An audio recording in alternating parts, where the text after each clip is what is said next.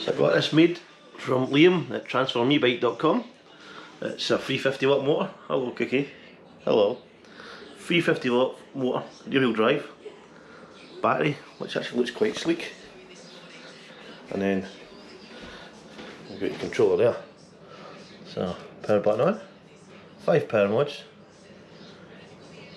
And it's good to go. It's also got a throttle. You can see it trying to move.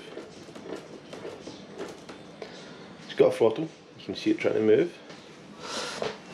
So it's a retrofitted bike, which means I basically rated the bike with some components.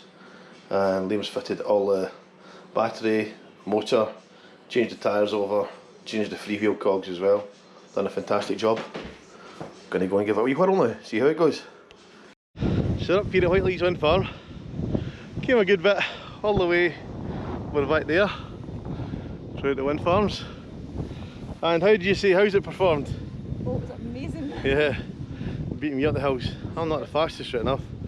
I retrofitted to an e-bike with reasonably slim pack battery,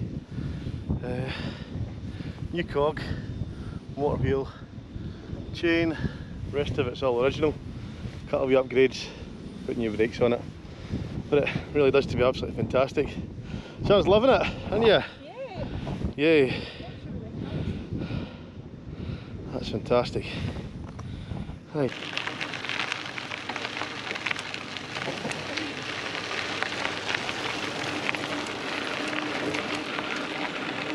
Paths are a bit smoother now, eh? There we go. Lovely day for it. Hopefully my hyper smooth stabilisation is working and GoPro 8, fingers crossed. Keep going, keep going up the hill.